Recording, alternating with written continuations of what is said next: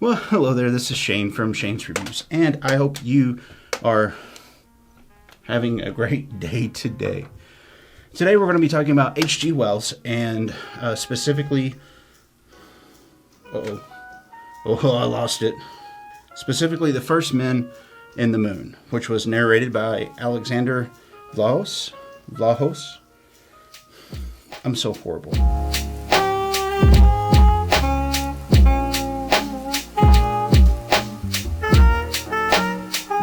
This is actually a fairly long little story that I didn't expect to be quite so long. The First Men in the Moon is a different kind of a story from the things that we usually go on about, simply because it's put in a time period where people just don't know the world that we know. They hadn't been to the moon yet. They don't have cars as the primary transportation. And there's a lot of stuff about the universe that we've learned in the last 100 years, especially our solar system in the last 100 years, that just wasn't known then. But it's that curiosity and drive that humanity has of, what is that? I've got to poke it. I need to know what this is.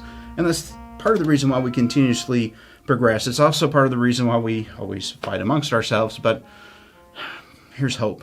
The story, it kind of starts out in a normal kind of a way. There's a gentleman, there's a scientist type of a gentleman. One of them is more of I'm just looking for a job. The other is experimenting. I think they kind of live in the same neighborhood. And the scientist ends up coming up with this new type of element, alloy or something, and blows up his house and almost the entire neighborhood. But he finds out that if it was just like this instead, that it'll float, and then they could use that to get to the moon. All right, so yeah, cool. The thing that really astounds me is that even at that point, there was enough speculation of, okay, the sun's going to be really bright once I get outside of the planet, so I need to be able to protect myself. The ship that they ended up making, it had these shutters on it. It had a heater in it. I even think there was some way of getting oxygen. But they also had foodstuffs, and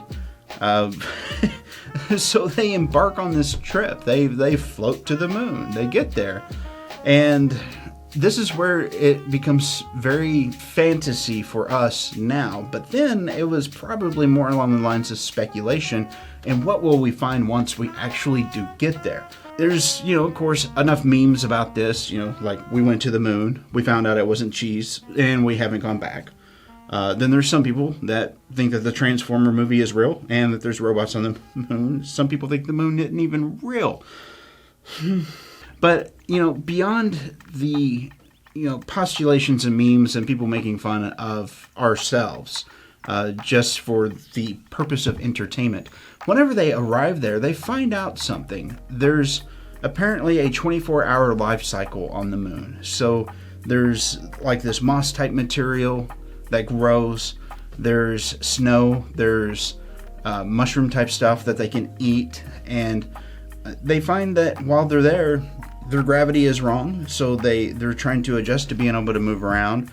But the moon had a very high oxygen count, but very low atmosphere. So there was some getting used to that. But also, they noticed that they weren't sleepy. They weren't tired. They weren't hungry as they usually were.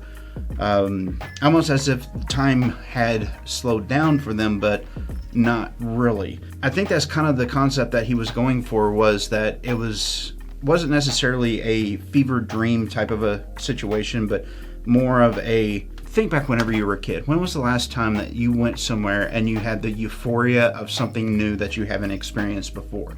That kind of a feeling where you're very elated that you're getting to do something and your bodily needs are kind of forgot. I think that's kind of where all that was coming from. It's just speculation on my part. There's no way to find out. So he finds out that the moon is this really alien place. It's completely different from what we had always expected it to be.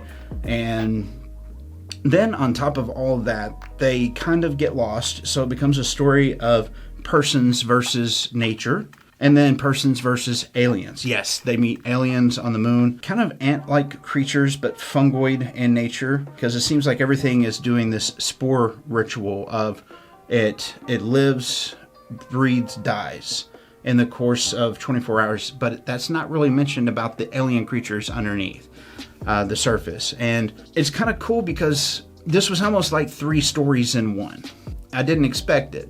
And that's the reason why it kind of got my attention. So if you want to go ahead and ask that question of, is it worth your time, efforts, and energies? If you like sci-fi and you like space at all, you're going to at least get a laugh out of the book. So yeah, I can easily say that I recommend this one. If you're just getting into sci-fi and stuff, this one is really good for that, I would imagine. Now, the story, it has a lot of like little details that, were they necessary? No. But did they add to the story? Yes.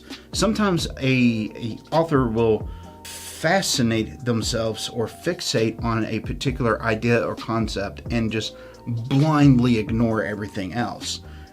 Or they'll fixate on the small details that don't matter and neglect to tell the rest of the story. But, I mean, there's other details as well. Like, there's apparently an abundance of gold in H.G. Wells' version of the moon. So much so that things as simple as handcuffs, because they were handcuffed at one point, they're made out of gold.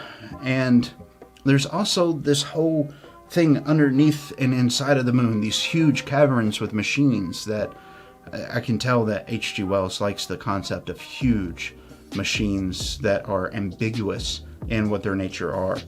It's kind of like an ongoing thing, but it's also, you got to remember back at that time period. If this was in the 1900s, I think that the first industrial steam machines were in like 1850s. I mean, I know that's not a completely accurate statement, but that's whenever it was starting to really, there was a lot of experimentation on using bellows and steam to power things like metallurgy. The concept of machines, although not new at that point, they had always been very static. So just the encompassing idea of these machines are huge.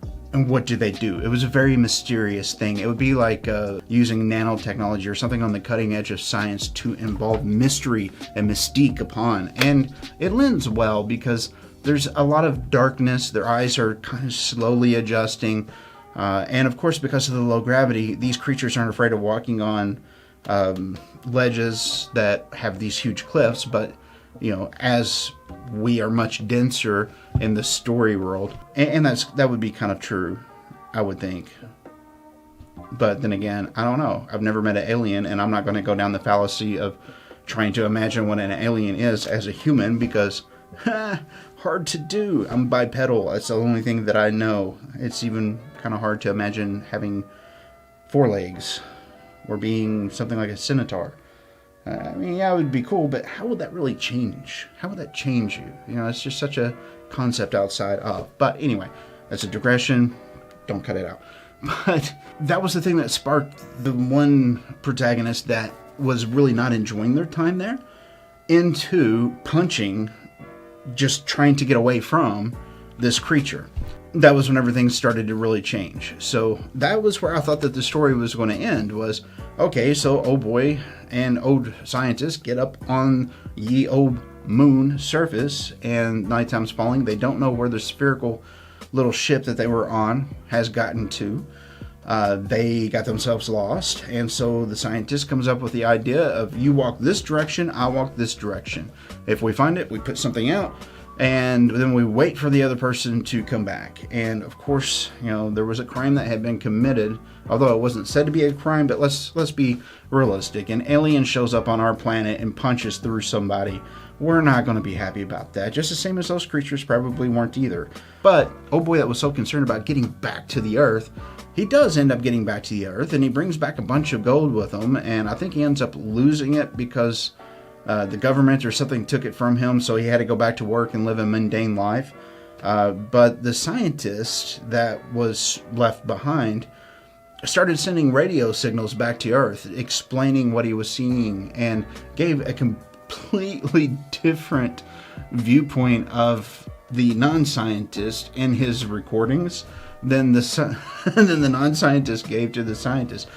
He was trying to give him, respect and be courteous and all that, and the other guy was like, yeah, that kind of sucked. You shouldn't have done that. But in very polite 18th early 1900s kind of a language. So there was that. So, you know, it's one of those stories where I wasn't really torn. It was very entertaining to listen to and just imagine H.G. Wells trying to come up with some of the stuff that he came up with.